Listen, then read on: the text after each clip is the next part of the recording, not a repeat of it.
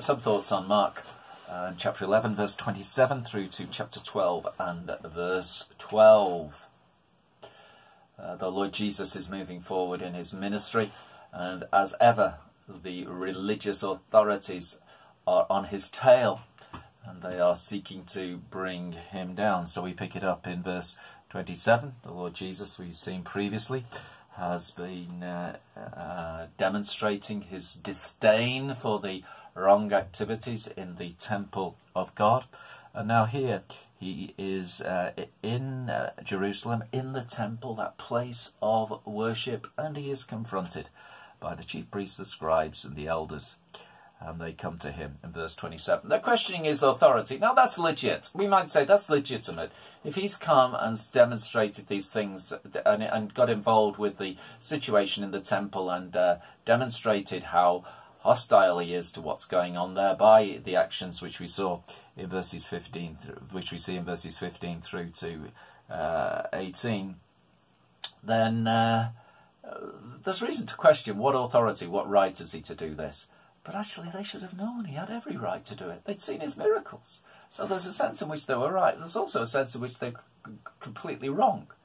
You see, the fundamental issue here with regard to the religious leaders was that they didn't want to submit to God.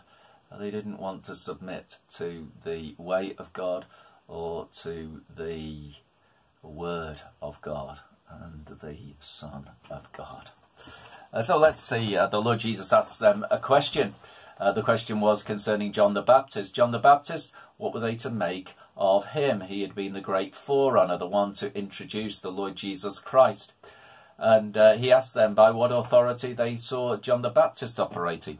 When they are challenged as regards to this, they feel they've got no answer, because if they say he was from heaven, well, why didn't they believe in it? If they believed in him, they would have received the one who was mentioning, the Lord Jesus Christ.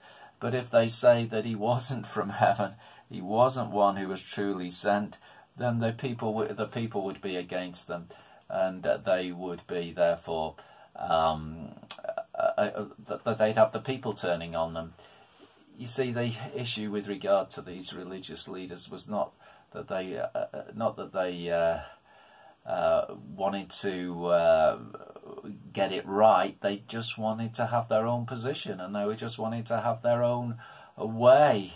That was the fundamental issue, and they were just manoeuvring to make sure that the Lord Jesus didn't take over. That was their fear. How sad it is when we see people like that. How sad it is when we are just wanting our own position, our own life. The question is, are we willing to submit to the Lord? So let's see then into this passage in chapter 12, and we'll see here about the parable of the we'll see here about the parable of the tenants. And here you've got the vineyard. This man owns a vineyard, and he sets up a full working operation. And he's got the tenants there, expecting at harvest time that they'll have worked, and there'll be plenty of fruit and plenty of appropriate reward for what he has invested.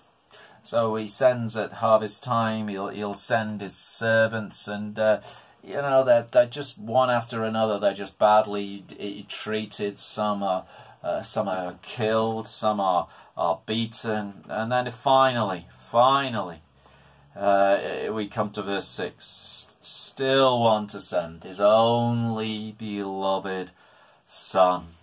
And his only beloved Son is sent. And what do they do with him? Verse 7, they said, if we get rid of him, everything will be for us. Everything will be for us. See, that's what going back to the end of chapter 11. That's what they wanted. The religious leaders, the chief priests, the scribes, and elders, everything for them, for themselves. They didn't want fruit for God. They want everything for themselves. So we see here, as we're in chapter 12, the ones who had been sent represent the prophets, the bringers of God's word in the Old Testament, and generally they'd been resisted and they'd been rejected, and like John the Baptist was similarly of that ilk. And finally the Lord Jesus came, and they rejected him. They didn't want him. He is the beloved Son. They didn't want to submit to the Master, the eternal Lord God. They just wanted their own way. And you see then in verse 9, what will the owner of the vineyard do? He will come and destroy the tenant. You take your stand against those who bring the word. You take stand against the ultimate one, the Lord Jesus, and you fall under the judgment of God. It's a serious, serious thing. You just want your position, then you and me are in a very dangerous position. We must want Christ. To reject him is desperately serious. So we see that quote from Psalm 118. The stone that the builders rejected, he has become the chief cornerstone.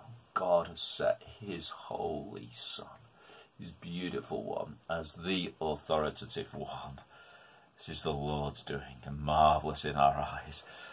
They got more and more hostile in verse 12. They knew he'd spoken this against him. They placed themselves on the wrong side of history by placing themselves against the Lord Jesus Christ. So that's some thoughts on Mark chapter 12. Chapter 11, verse 27 to Mark chapter 12 and verse 12.